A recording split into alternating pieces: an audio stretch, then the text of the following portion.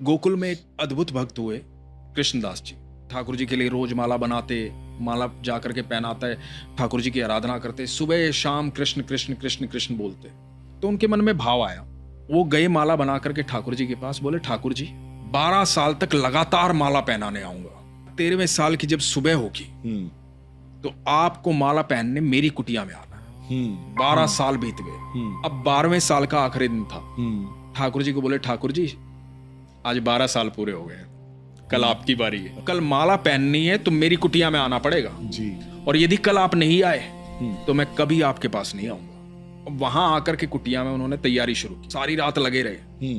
सुबह प्रातः काल इंतजार करने लगे कि ठाकुर जी अब आएंगे अब आएंगे। शाम हो गई, ठाकुर जी नहीं आए।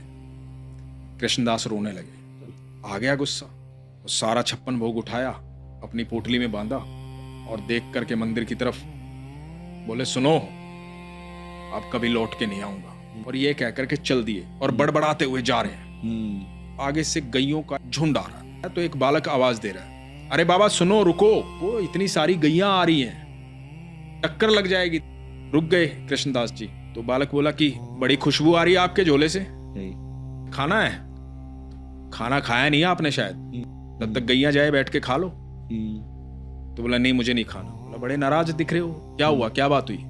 इनका लाडला है ना वो कन्हैया, अरे बहुत नखरे हैं उसके। तो बालक बोला बाबा इतना गुस्सा क्यों हो रहे हो, मुझे भी भूख लगी है, मैंने भी सुबह से कुछ नहीं खाया, सुबह से गैया चरा रहा हूँ, मुझे भी आप खिला दो। बोला खा लो। बोला आप देख नहीं रहे मेरे तो हाथ गोबर में सने हुए, मैं कैसे खा लूं, आप अपने हाथों से खिला दो।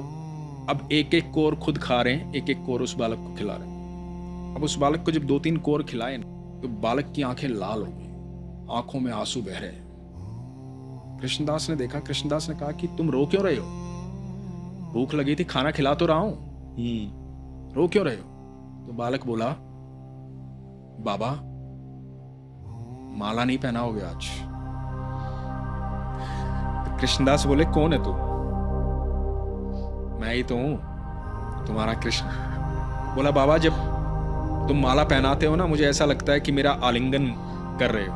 आज सुबह से वो आलिंगन महसूस नहीं हुआ, सुबह से इंतजार कर रहा था। भक्तों ने बहुत भोग लगाया पर मैंने किसी के हाथ का खाना नहीं खाया, मुझे मेरे कृष्णदास के हाथों से खाना खाना था।